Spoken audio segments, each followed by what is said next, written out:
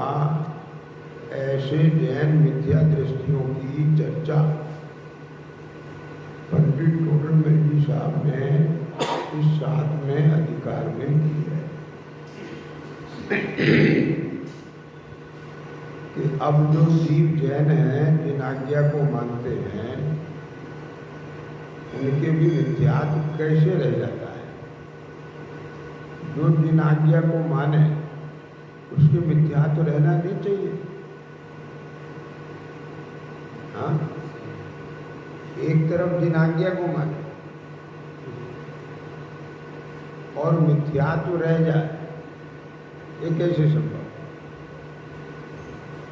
तो उसने जिनेंद्र भगवान ने जो उपदेश दिया उसका आशय यथार्थ नहीं पकड़ा। समझ गए? क्योंकि जिनागम में कहीं निश्चय की मुख्यता से कथन है और कहीं व्यवहार की मुख्यता से। उपदेश की जो शैली है वो कहीं निश्चय नय से कथन किया गया है और कहीं व्यवहार नय से कथन किया गया है। उसने अपने अभिप्राय के अनुसार उन कथन का स्वरूप समझ के और ये मान लिया कि मैं ये जो सब मान रहा हूँ ये जिन आज्ञा से मान रहा हूँ और उसके पास जिनागम का प्रमाण भी है कि जिनेंद्र भगवान ने ये उपदेश दिया है। आचार्यों ने शास्त्रों में इसका उल्लेख भी किया है, मैं ऐसे नहीं कह रहा हूँ। तो जो जीव निश्चय नय का स्वरूप नहीं जानता, निश्चय नय का स्वरूप नहीं जानता, वह उन कथनों को बराबर उनका आशय नहीं समझ के प्रयोजन तो नहीं साध पाता, परंतु निश्चयाभासी हो जाता है। समझ गए? जैसे जिनागम में कथन किया कि आत्मा सिद्ध समान है। समझ गए ना? तो वहां आत्मा को, संसारी जीव को जो सिद्ध समान कहा वो किस अपेक्षा से कहा? हाँ, जीवत्व की अपेक्षा से कहा। बराबर, जीवत्व की अपेक्षा से कहा कि जैसा जीवत्व पना सिद्ध भगवान का है ऐसा ही संसारी जीव का भी जीवत्व बना है। तो जीवत्व पने की अपेक्षा से यदि संसारी जीव और सिद्ध भगवान समान है, इसका अर्थ यह है कि संसारी जीव में भी सिद्ध बनने की योग्यता है। समझ? ये बताना क्यों जरूरी था कि अन्यथा संसारी जीव ये समझता रहता कि हम संसारी हैं और वे सिद्ध हैं,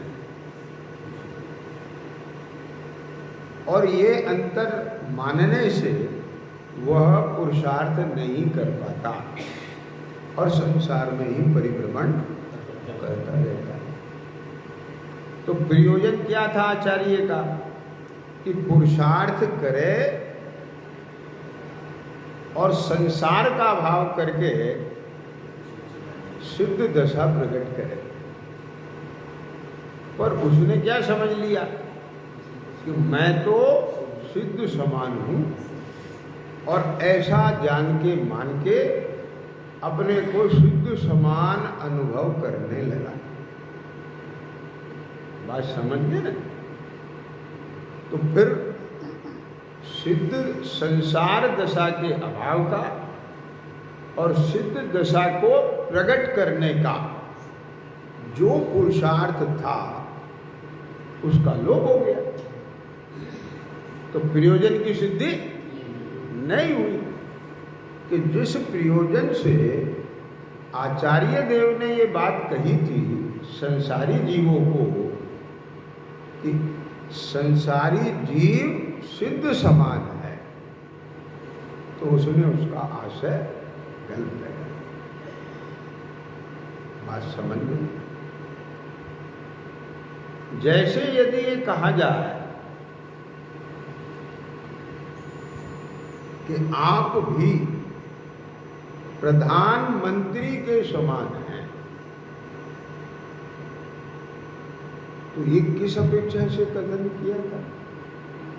कि नागरिकता की अपेक्षा से, कि जैसे वह भारतीय नागरिक है उनको भी आधार कार्ड प्राप्त है, वोट देने का अधिकार है और चुनाव लड़ने का अधिकार है, ऐसे ही आपको भी न केवल वोट देने का अधिकार है बल्कि चुनाव लड़ने का भी अधिकार है। उसे भी प्रधानमंत्री बनने का अधिकार है और आपको भी प्रधानमंत्री बनने का अधिकार है। पर मैं प्रधानमंत्री के समान हूं ऐसा मान के आप प्रसन्न होते रहे और वो पूरी प्रक्रिया ना करें, तो अब तुम्हें कौन प्रधानमंत्री मान लेगा? समझ गए ना? मैं प्रधानमंत्री बनने की योग्यता रखता हूं, मैं सिद्ध दशा प्रकट करने की योग्यता रखता हूं, मेरे में सामर्थ्य है, जीवत्व पने से मैं पूर्ण हूं। समझ में आई है ना? तो इसमें जीव तत्व की भी श्रद्धा हो गई। बात को समझना है ना? तो आपने कहां से देखा अपने आप को? जीवत्व पने से देखा, असमान पर्याय से नहीं देखा। यदि असमान पर्याय से देखते हैं, क्या बोला, तो इस पर्याय में और उस पर्याय में समानता नहीं। तो जब आपने देखो वहीं से 7 तत्व घटा है। अगर संसारी जीव को सिद्ध समान कहा जा रहा है और सही आशय आप पकड़ते हैं तो वहीं आपको 7 तत्व की श्रद्धा हो जाती है। किस प्रकार से 7 तत्व की श्रद्धा होती है वो मैं बताता हूं।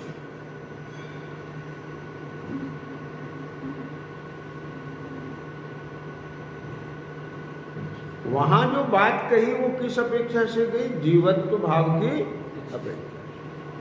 तो जीवत्व पने से मेरे सिद्ध समान हूं, सिद्ध भगवान में और मेरे में कोई अंतर नहीं है। कहां से? जीवत्व पने से। तो जीव तत्व की श्रद्धा हो जाती है। अब जब उसने असमान पर्याय से देखा, मैं तो मनुष्य हूं और वे तो दे रही थे, समझ में आ गया? तो एक तरफ कह रहे हैं समान, तो फिर ये असमानता किसकी वजह से है? या जीव की वजह से?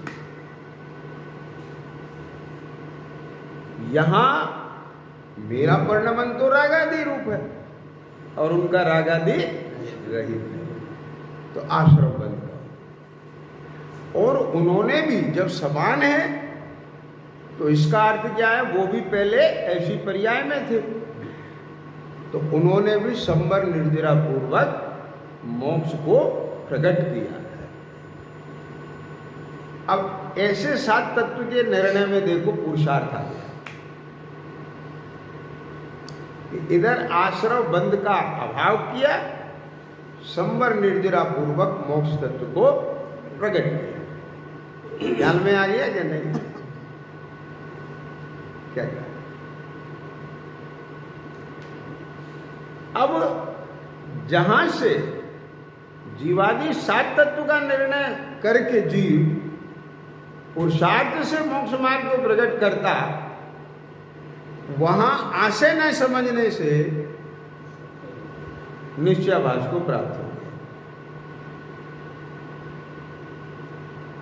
समझ आ रहा है? लौकिक में जैसे कहावत होती है, करा तो था भले के लिए और माथे पड़ गए। श्री गुरु ने तो जीव के कल्याण के लिए, हित के लिए इस प्रकार से कथन किया था और पता चला वो तो निश्चयभाषी हो गए। बात समझ गए क्या?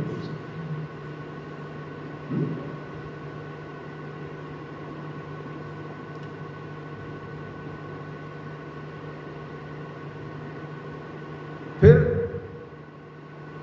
मैं तो शुद्ध समान हूं, शुद्ध हूं।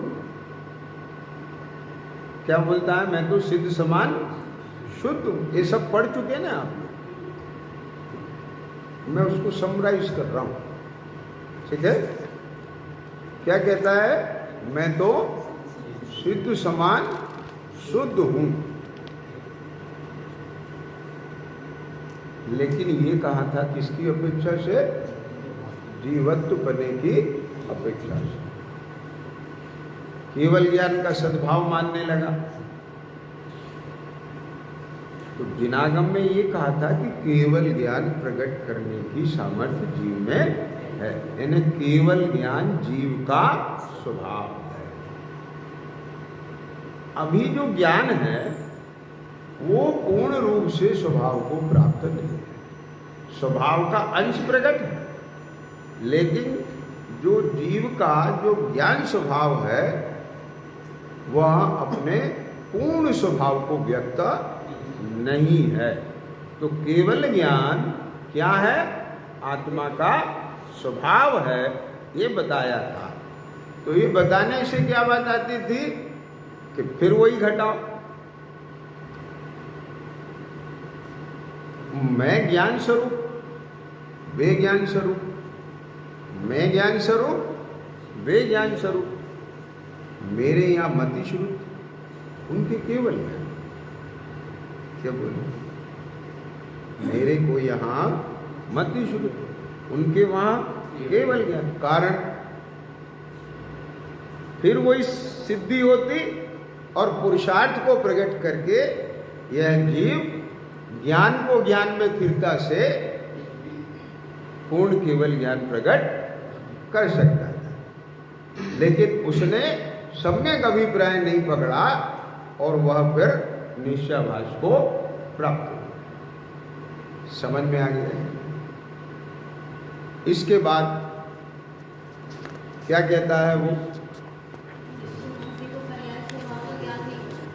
हाँ, निश्चयाभासी को उसने क्या किया कि देखो, जहां निश्चय की मुख्यता से कथन किया गया वहां पर्याय को गौण किया गया।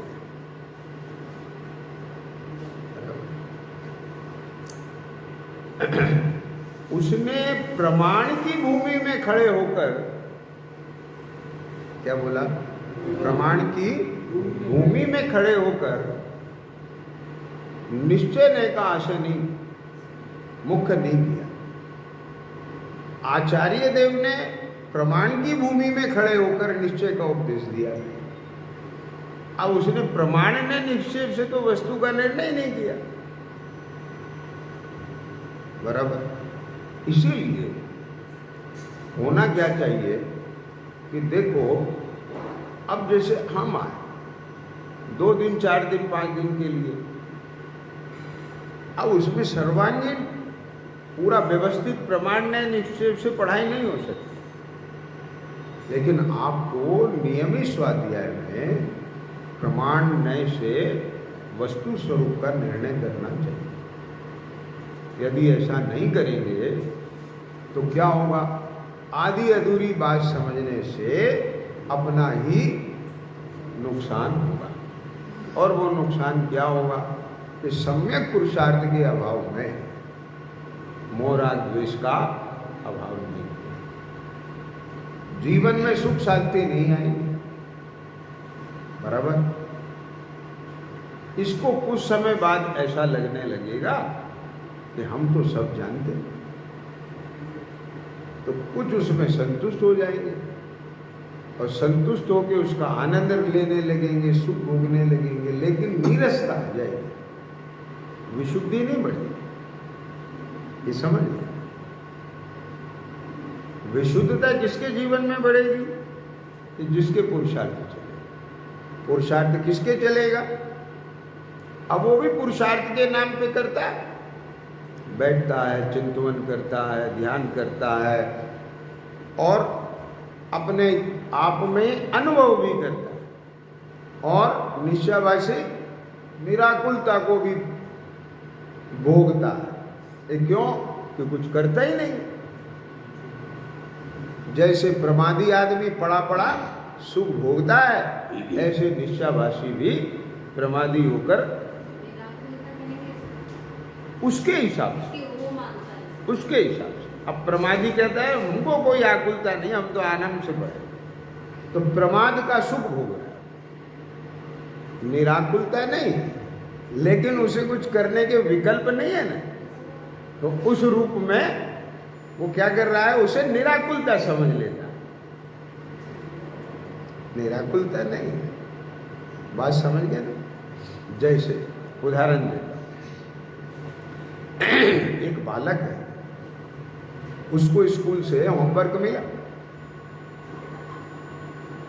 अब उसको टेंशन ही नहीं होमवर्क करने की। स्कूल से आया, खाया पिया, खेला कूदा, सो गया, तो उसको कोई आकुलता ही नहीं। समझ में आया कि नहीं आया? बराबर समझ रहे ना? तो वो काहे का सुख भोग रहा है? प्रमाद का सुख। अब निराकुलता जिसका नाम है, देखो, एक जो योग्य विद्यार्थी है, स्कूल से चला और उसके ज्ञान में है ये काम मुझे करना है। अब काम करके विकल्प मिटा। अब जो उसको विकल्प के अभाव में शांति आई है, वो निराकुलता वहां पर उसकी भूमिका की है। समझ आया कि नहीं आया? इसी प्रकार जो मोक्ष मार्गी जीव होता है, तो भ्रम के अभाव में जो निराकुलता आती है, वो सम्यक दृष्टि की निराकुलता है। फिर उसने देखा कि अभी भी आकुलता है, कि हाँ ये आसक्ति जन्य आकुलता है। समझ गए ना? क्योंकि जो भ्रम में जी रहा है उसकी आकुलता कभी नहीं मिटी। उसे लग रहा है मेरे पास ये संयोग नहीं है, इसलिए मेरे को आकुलता है। तो फिर क्या होगा? वो संयोग प्राप्त कर लेगा, लेकिन संयोगी भाव का अभाव नहीं हुआ। क्योंकि संयोगाधीन दृष्टि का कारण क्या था? मोह राग। संयोगाधीन दृष्टि, इसका नाम है मोह, और संयोग का प्राप्त करने का विकल्प ये राग हो गया। समझ आ गया? अब संयोगाधीन दृष्टि तो मिट गई, किसकी? सम्यक्ति की, लेकिन अभी राग रह गया, आसक्ति रह गई। तो अब उसका भ्रमणा तो समाप्त हो गया। उसको पता चल गया कि रागादि विकल्पों के अभाव में ही सुख शांति है और मेरा स्वरूप नहीं है, मैं अपने स्वभाव से परिपूर्ण जीव हूं। बराबर? तो वो जीव क्या करता है कि अब उसने देखा आकुलता अभी भी बची है, तो उनने देखा ये आकुलता किस जन्य है? आसक्ति जन्य। तब फिर वह क्या करता है कि आसक्ति को मिटने के लिए धर्म साधनों में प्रवर्तता है। क्या बोला? किस में प्रवर्तता है? धर्म साधनों में प्रवर्तता है। अगर वापस विषयों में प्रवर्ते तो आसक्ति घटेगी कि बढ़ेगी? पॉइंट समझ में आया? वह जीव आसक्ति किसकी मिटना चाहता है? तो जिसकी आसक्ति मिटना चाहता है उसी में प्रवर्तने से आसक्ति मिटेगी। मनो बराबर समझ में आया? तो वह व्यवहार धर्म साधनों में परिवर्तन करता है, लेकिन उससे क्या है कि एक तो उसको वहां व्यवहार धर्म साधन में प्रवर्ते हुए वीतराग भाव का पोषण होता है। वीतराग भाव का रस पकता है। समझ रहे हो ना? वीतराग भाव जिसकी दृष्टि में नहीं है, वीतराग भाव की जिसे भावना नहीं है, वीतराग भाव का जिसने संवेदन नहीं किया, समझ में आ गया? वीतराग भाव की जिसे श्रद्धा नहीं है, वीतराग भाव के यथार्थ स्वरूप का जिसे भान नहीं, तो व्यवहार धर्म साधनों में प्रवर्तित हुए भी वहां वीतराग भाव का रस नहीं पड़ेगा। बात पकड़ में आ गई ना? अज्ञानी का व्यवहार धर्म साधन में प्रवर्तित हुए भी शुभ राग का रस पकता है। क्यों? क्यों पकता है? क्योंकि उसको अभी वीतराग भाव की जाति का परिचय नहीं हुआ। ये बहुत बहुत मार्मिक बिंदु है। ये समझ में आया कि नहीं? बहुत मार्मिक बिंदु है।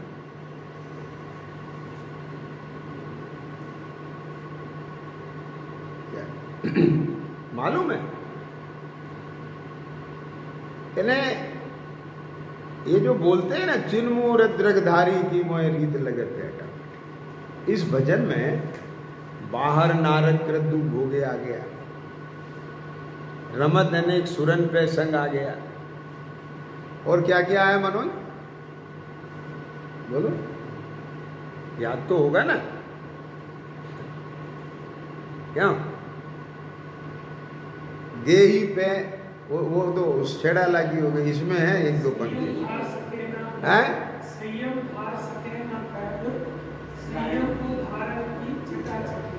हाँ, संयम धर न सके पे संयम धारण की ओर चटाचट। तो अब ये जो चटाचटी है, ख्याल में आ गया ना? अब इसमें क्या ली जाती है बात?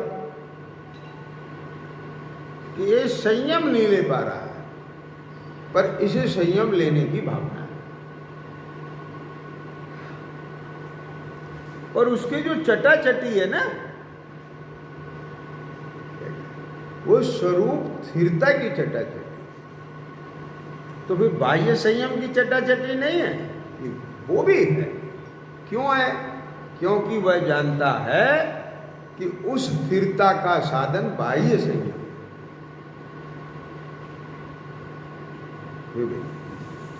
ख्याल में आ गया कि नहीं? ध्यान के साधन व्रत तप, और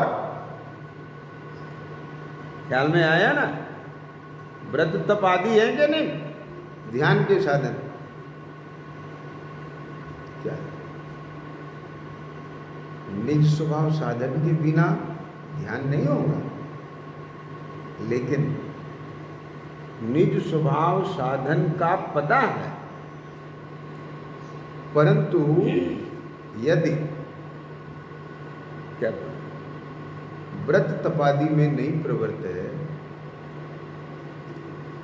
तो उस निज स्वभाव साधन को साधन कैसे बना? विषय के साय में प्रवृत्त।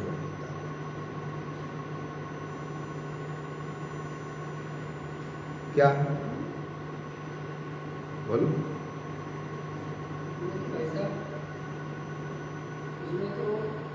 अगर उसे रुचि होगी ना, तो वे साधन बनेगी। उस साधन बनाएगा तो ऐसा बोलने में उस पकड़ता ऐसा है कि उनको बनाना है। और जब ऐसा बोलते हैं कि बनेंगे, तो उसमें ऐसा भी पकड़ता है कि वो स्वयं बन जाएंगे आसमान में से टपक। जब आत्मा का रुचि उसको जगेगी, अपने स्वरूप में बैठेगा, तो अपने आप ही बाहर में ऐसा भाव रहता है कि नहीं करनी। ऐसा नहीं। फिर तो ये कोई हो जाएगी ना, शुद्ध भाव से शुद्ध भाव ना, कोई हो जाएगा ना। समझना भाई, देखो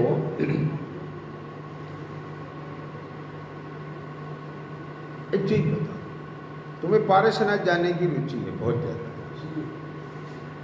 ठीक? तो रिजर्वेशन कराओगे कि हो जाएगा? बराबर, कराएं। पैकिंग करोगे कि हो जाएगी? बराबर। तो ऐसे ही जिसको स्वरूप स्थिरता का की चटाचटी होती है, वह सब बुद्धिपूर्वक इन सब साधनों को अंगीकार करता है। करेगा ना वो, हाँ वो नहीं करने का निषेध नहीं, हाँ, लेकिन उनको करोगे तो वो मिलेगा, ऐसा नहीं। ऐसा भी समझना, ये भी विवक्षा है। इन हाँ, ये भी विवक्षा है कि ये करोगे तब वो मिलेगा, नहीं करोगे तो बिल्कुल नहीं मिलेगा। क्यों? क्योंकि इन पूर्वक वो है, इन बिना वो नहीं है।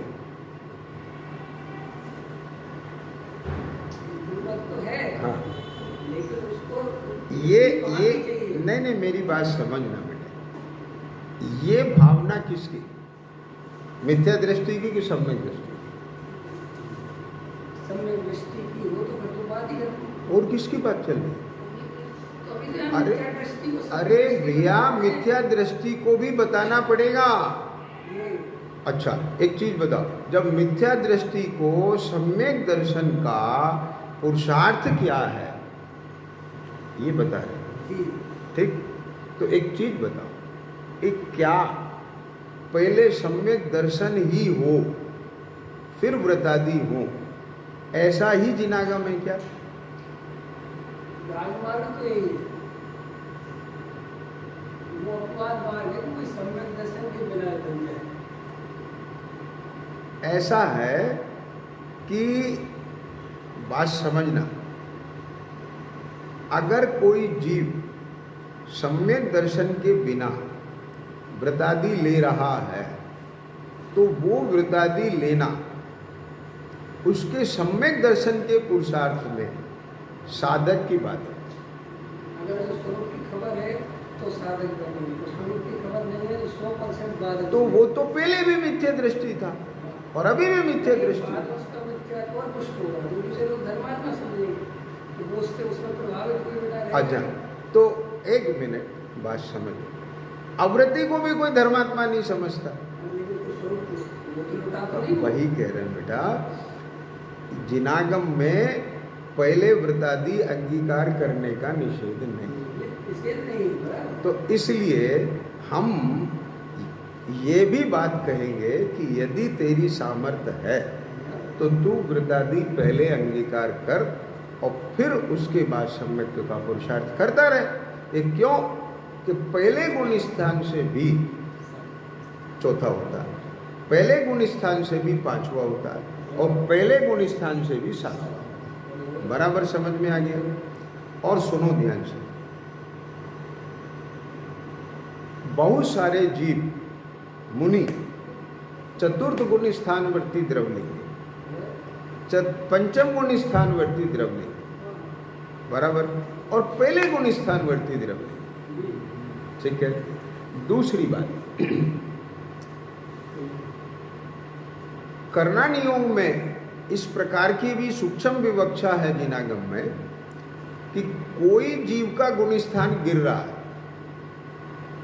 ठीक, उपसम से नीचे आया, ठीक है, तो दूसरा जीव पहले से वहां पहुंच जाएगा, ठीक है।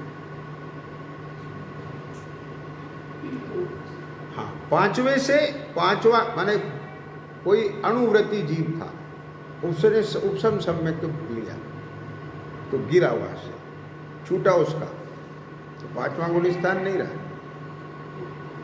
वो पहले वाला पहुंच जाएगा। इस प्रकार से पहुंचते हैं, ठीक है। माने ऐसा नहीं, ये तो प्रेरणा, जैसे यहां प्रेरणा कर रहे हैं सम्यक दर्शन की, अगर यही प्रेरणा कि तू तेरे में सामर्थ्य हो तो तू पहले मुनिव्रत अंगीकार कर। समझ में आया कि नहीं है? आचार्य देव ने कहा पहले किसका उपदेश देना? मुनि धर्म का। If you can take, you should take. क्योंकि गृहस्थी में फंसे हुए जो तू तत्व निर्णय का पुरुषार्थ नहीं कर सकता, वो महाव्रत आदि और निवृत्ति की भूमिका में कितनी जल्दी करेगा और वहां विशुद्धि कितनी होगी। समझ में आया कि नहीं आया? अब तुम कह रहे हो कि भाई वो तो पोषण उसका करेगा, लेकिन जो उपदेश देने वाला है, जो उसको वो प्रेरणा कर रहा है, तो वो पहले ही कह के चल रहा है कि देख, ये इस भूमिका में रह करके तुझे निश्चय धर्म का पुरुषार्थ करना है। अब जिसकी समझ में नहीं आ रहा है, ठीक है, तो वो तो मिथ्या दृष्टि पहले भी था और अभी भी है। तो पंडित टोडरमल जी की भाषा में कहें कि व्यवहाराभाषी की तो फिर भी सद्गति हो जाएगी, निश्चयभाषी की कोई गति नहीं। क्या लिखा? व्यवहाराभाषी की तो सुगति है, लेकिन निश्चयभाषी तो निर्भय पापी नहीं है। मुनि बनने वाली जो बात है ना, अभी देखो वर्तमान में कितने मुनि हैं, लेकिन अब हमने ले लिया। अब वर्तमान की बात नहीं चल रही, यहाँ व्यक्तिगत बात नहीं है। व्यक्तिगत नहीं, जब प्रत्यक्ष को प्रमाण किया। ना ना ना ना ना ना ना ना, ये नहीं चलेगा। ये व्यक्तिगत बात नहीं चलेगी गद्दी पे से। कौन क्या कर रहा है ये नहीं चलेगा, क्या है स्वरूप ये चलेगा। बराबर? क्या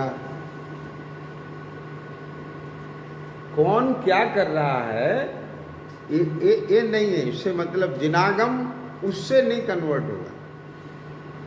क्या स्वरूप है और कैसे होना चाहिए, जिनागम इससे चलेगा। में ये बात आपकी बराबर है कि विरागम ये कहता है कि धर्म भी धार्मिकों बिना, हाँ, धर्म भी किसी धार्मिक व्यक्ति में, माने आत्मा में तो होगा धर्म, कोई आकाश में तो होगा बराबर। तो उसका जब धर्म की चर्चा आएगी, चाहे व्यवहार की हो, चाहे निश्चय की हो, चाहे आत्मानुभवी की हो, तो आत्मानुभवी पुरुष भी दिखना चाहिए। तब तो भरोसा है कि वो आत्मानुभवी पुरुष होते हैं, ज्ञानी होते हैं। ऐसे ही जो वर्तमान में श्रावक धर्म का पालन करते हैं, मुनि धर्म का पालन करते हैं, तो उनको देखकर, उनकी स्थिति देखकर। चलो अब एक चीज बताओ। एक तरफ ये कहें कि वर्तमान में मुनि की स्थिति देख के, श्रावक की स्थिति देख के समझ में आता है, ठीक है, तो फिर इधर सम्यक दृष्टि, सम्यक दर्शन पूर्वक श्रावक और मुनि कहाँ दिखते हैं? एक मिनट, समझ रहे हो ना? सम्यक दर्शन है, सम्यक दर्शन पूर्वक भी श्रावक और मुनि होना चाहिए। नहीं किसी की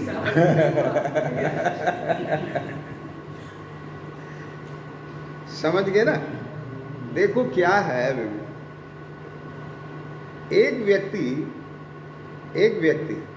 जो 100 रुपए रोज कमा रहा, ठीक, वो 50,000 कमाने की भावना रखता है और क्षमता बढ़ाता है। समझ में आ गया कि नहीं? बढ़ाता है कि नहीं बढ़ाता है? ये प्रत्यक्ष दिखता है कि नहीं दिखता? बोलो। और बढ़ा भी लेता है कि नहीं लेता?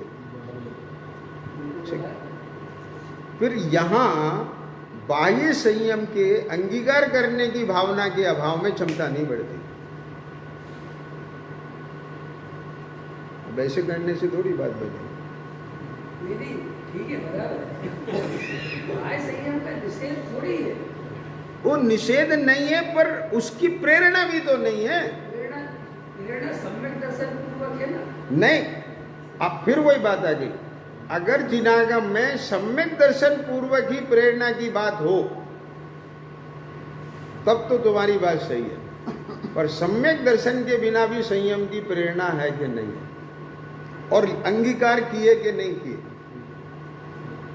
और वारिसेन को पता था कि पुष्प डाल को सम्यक दर्शन नहीं है, तो भी उसको जो है मुनि धर्म में दीक्षित किया कि नहीं किया, और रखा कि नहीं रखा? तो उसमें नहीं, उसमें नहीं। उसमें ऐसा लिखा होता है हाँ। कि देव मुनिराज उस जीव की पात्रता विशेष देखकर, उसमें ऐसा नहीं लिखा कि किसी को भी, उस जीव की पात्रता विशेष देखकर मुनिराज को ख्याल में आता है कि ये जीव बिल्कुल भव्य है और इसकी होनहार भली है। तो हम भी यहाँ तुम्हारी पात्रता देख करके प्रेरणा कर रहे हैं।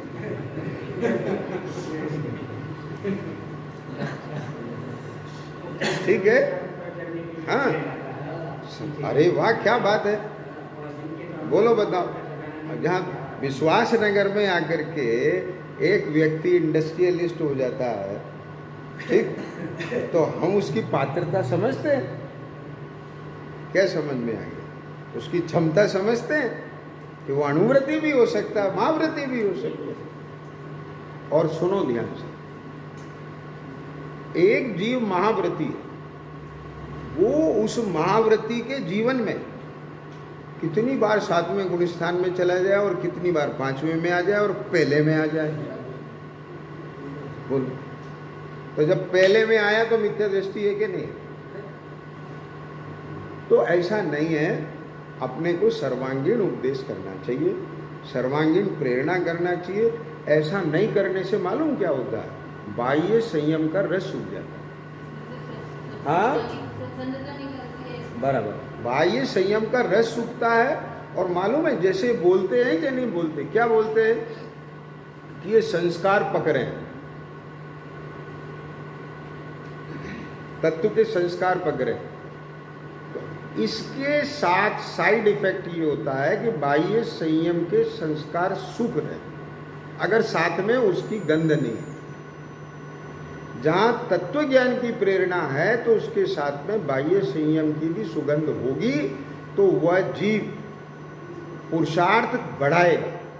अभी ये भी देखने में आ रहा है, तुमने जो बात कही है ना, ये भी देखने में आ रहा है कि व्यक्ति पहली प्रतिमा के भी लेने के परिणाम नहीं है उसको, उसके दिमाग में सेट हो गई बात, समझ गए ना? तत्व ज्ञान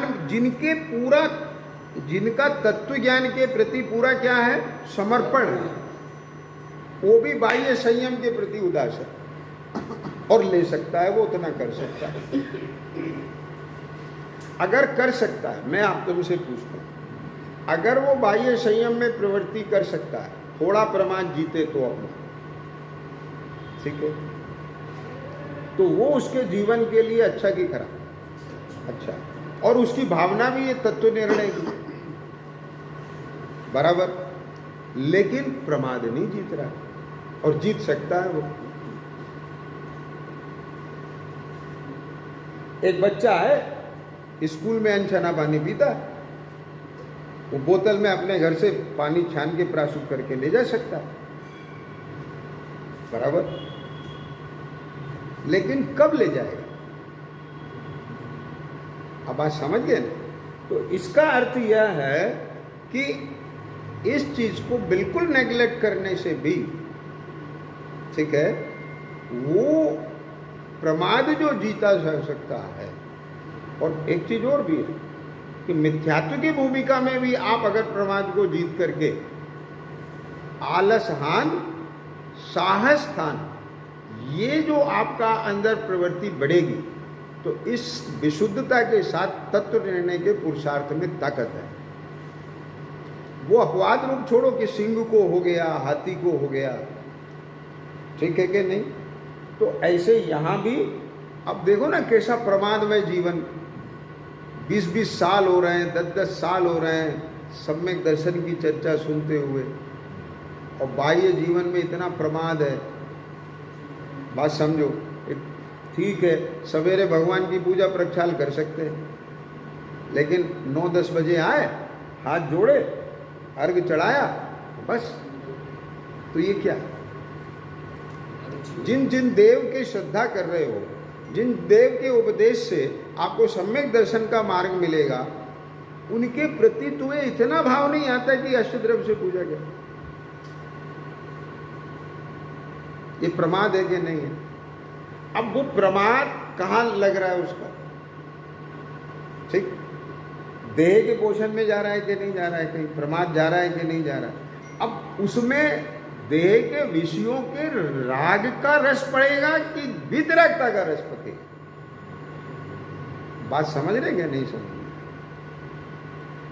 11 बजे आ गए तो 12 बजे आ गए तो न कोई भोजन का ठिकाना, न कोई कुछ। अब जिसके थोड़ा बाह्य में व्यवहार संयम आएगा तो उसको एक जागरूकता रहेगी, जागृति रहेगी कि मेरा कोई मिशन है, मेरा कोई लक्ष्य है। आप समझ गए कि नहीं? नहीं तो उसका कहाँ जाएगा? विषय सेवन में, पैसा कमाने में, प्रमाद में उधर जाएगा। और वो क्या हो जाएगा कि तत्व की बात, स्वाध्याय, चर्चा करना एक रूटीन बन जाएगा। ये भी उसका साइड इफेक्ट है। इसका भी साइड इफेक्ट है तो उसका भी साइड इफेक्ट। बराबर समझ में आया कि नहीं आया? लेकिन जो एमडी डॉक्टर होता है वो दवाई के साथ में साइड इफेक्ट की भी दवा देता है, और जो एमडी नहीं होता है वो सीधी गोली दे देता है, मर। समझ में आया कि नहीं? हाँ। तो ऐसे यहाँ भी अगर कहीं व्यवहार की मुक्तता से कथन कर रहे हैं तो ये भी ध्यान रखा जाएगा कि ये जीव व्यवहाराभासी ना हो जाए। तो उसके लिए उसको संभाल के लिए भी बात कही जाएगी, और कहीं निश्चय की मुक्तता से कथन चल रहा है तो उसे निश्चयाभास ना हो जाए, इसका भी ध्यान रखा जाए। ठीक है कि नहीं? तो क्या चर्चा चल रही थी अपने कि वो क्या कहता है कि मैं शुद्ध हूँ, वो क्या कहता है मैं केवल ज्ञान सहित हूँ, और क्या कहता है वो? हाँ, अपन क्रम से ही ले लेते हैं ना। वो क्या कहता है? मेरे को रागादि भाव है ही नहीं। ठीक है।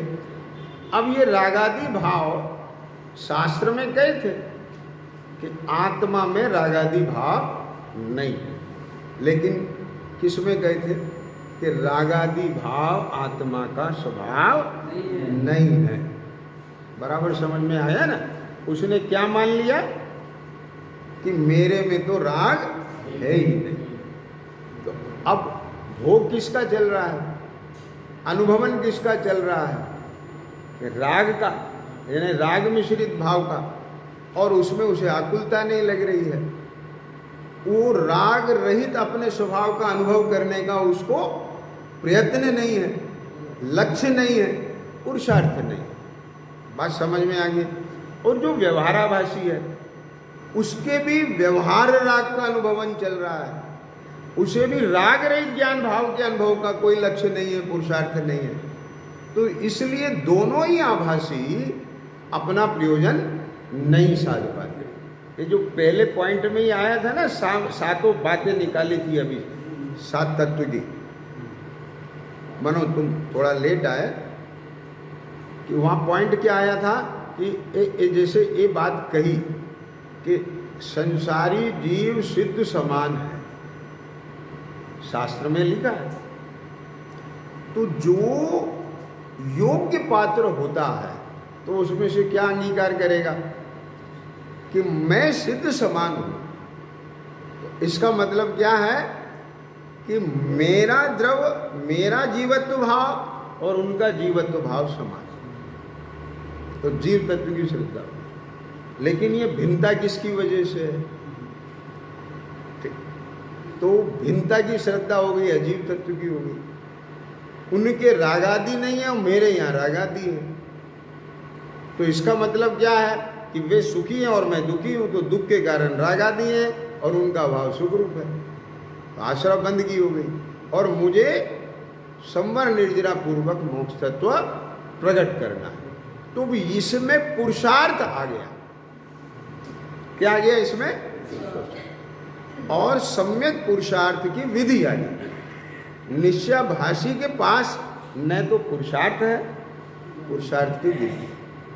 व्यवहाराभासी के पास भी न पुरुषार्थ है न पुरुषार्थ की विधि। बराबर समझ में आया? दोनों ही राग का अनुभवन करके संतुष्ट हैं। वो अशुभ राग का अनुभवन कर रहा है और वह शुभ राग का। वो प्रमाद का पोषण कर रहा है, वो थोड़ा प्रमाद को टाल करके प्रशस्त राग धर्म कार्यों में प्रवृत्त रहा। ये इतना अंतर है। ख्याल में आई है कि नहीं है? चलो अभी समय हो गया।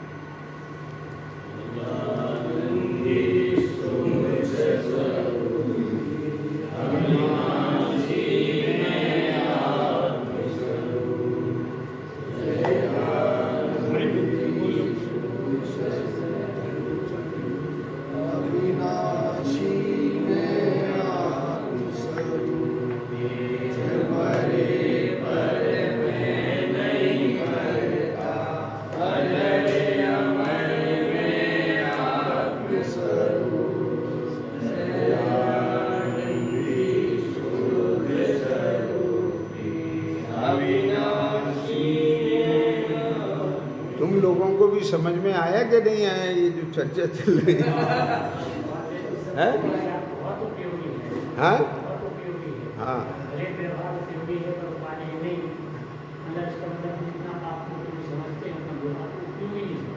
हाँ बराबर। हाँ अच्छा समाधान। चलो बढ़िया, लाभ मिला है।